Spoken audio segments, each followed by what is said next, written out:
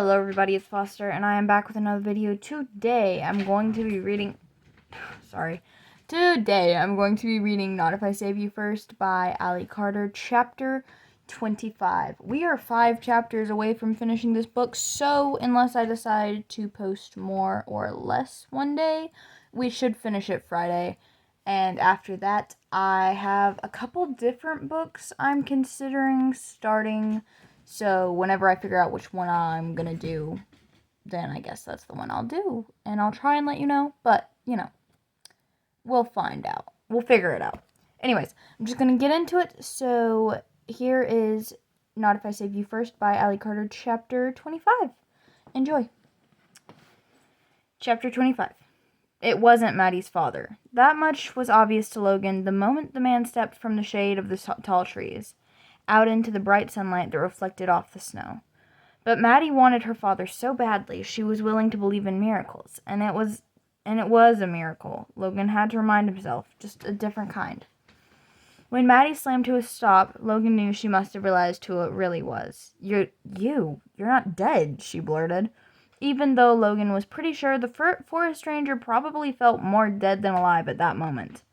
Maddie turned her back on Logan and Stefan and ran towards the ranger, who practically collapsed into her arms. "Heard your shots," he said. "It's okay, we've got you. You're safe now." But the ranger's gaze was locked on Stefan.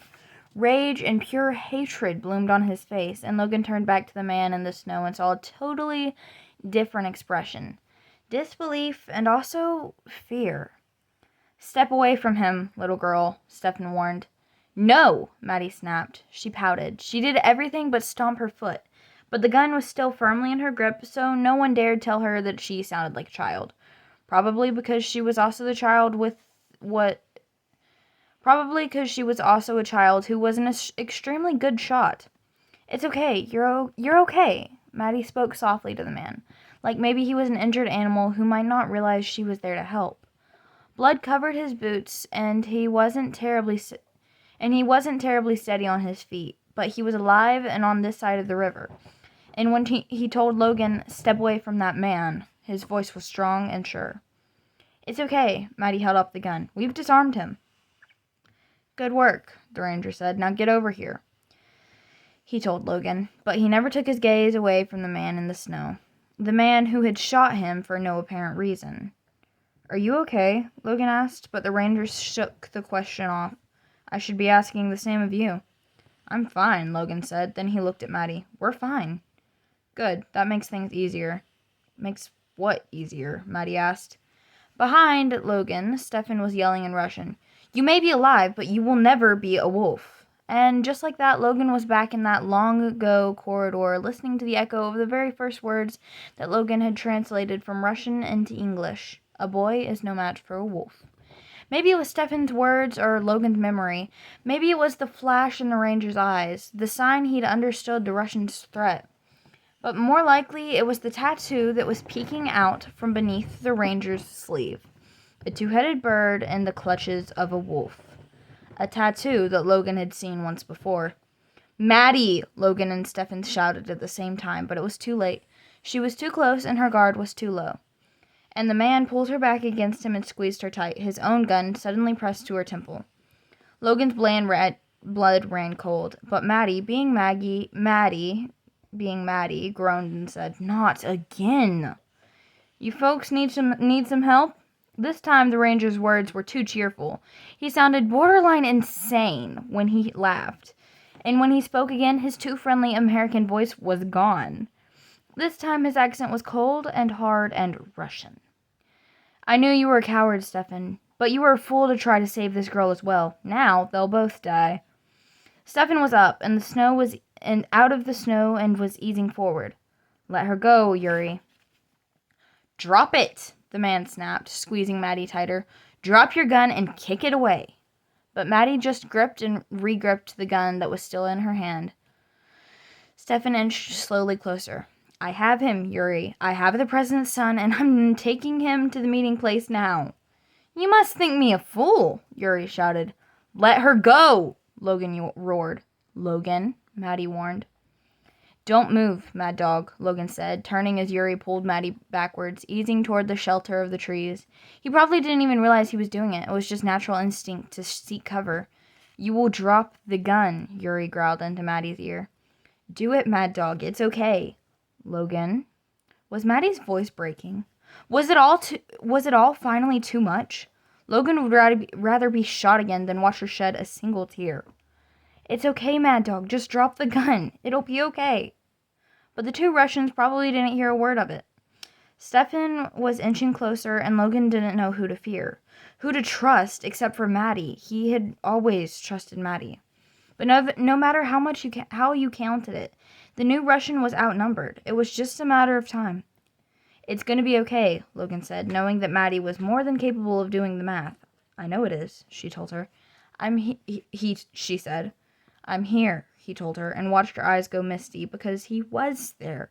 Logan was there, and he was alive, and he had carried her through a storm and bound her wounds. He hadn't written her a single letter, but he hoped his actions would say so much more than words. You were careless, Stefan, Yuri snapped. You should never have let me live. I never meant to, I assure you, Stefan answered. What do you say, President's son? Should I shoot the man who took you first, or should I kill the girl he should have let me kill yesterday? You don't need her, Logan shouted, and Yuri brought the gun to Maddie's temple. I know. Yuri squeezed Maddie tighter. Now drop your gun, little girl. There was no doubt he was out of patience, especially when he shifted his arm and turned the barrel toward Logan. Now. Logan? Maddie said. The word was a question. Do you trust me? Will you forgive me? Will you still like me once you see who I really am? Logan shook his head, a warning. Don't try it, Mad Dog. But Maddie wasn't listening, so he shouted, Take me! Oh, I intend to. Then Yuri spun. Don't move, Stefan. I told you I was bringing them in, Stefan said. Yuri laughed. If that was your intention, you would have let me kill the girl yesterday instead of shooting me like a coward. You still think you can save everyone, Stefan, but you can't save anyone. Yuri looked down at Maddie. Isn't that right, sweetheart? That's okay, Maddie said. I'm kind of used to saving myself. Maybe it was her words that knocked him off his guard. Or maybe it was the way her skull crashed into his nose. But in any case, Yuri was pointing his gun in Maddie's direction in one moment and howling in pain the next. Logan and Stefan watched, frozen while she dropped to the icy ground and kicked at his legs, knocking him off balance. The man was injured, half-starved, and half-frozen, but he was also half-crazy with rage, and he came at her throat with both hands. Maddie didn't think. She just turned and rolled onto her back and pointed her gun straight up towards the canopy of trees and fired. Logan and Maddie had been walking through the woods for hours, listening to the crack of trees under the weight of too much ice. The break of limbs sounded like gunshots, Logan had thought at the time. So it was almost surreal to hear the report of the pistol and then the sharp crack of the tree. Yuri was still over Maddie, strangling and screaming.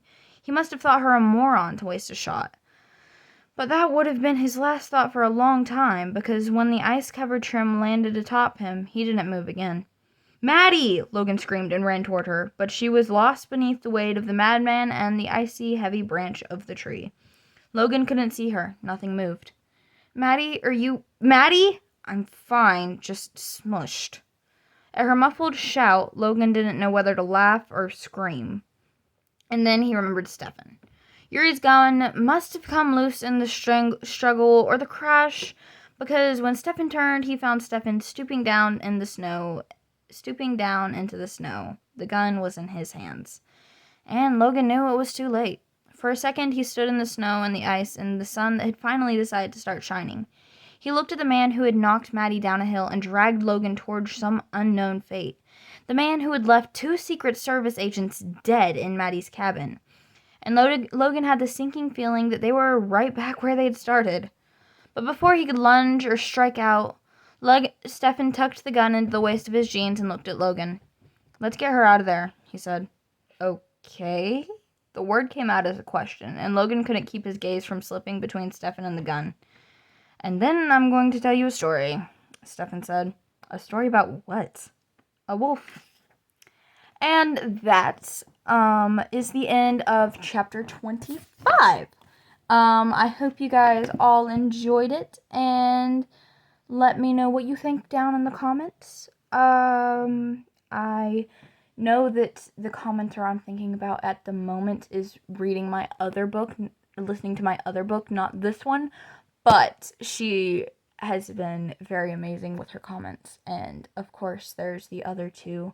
You know who you are.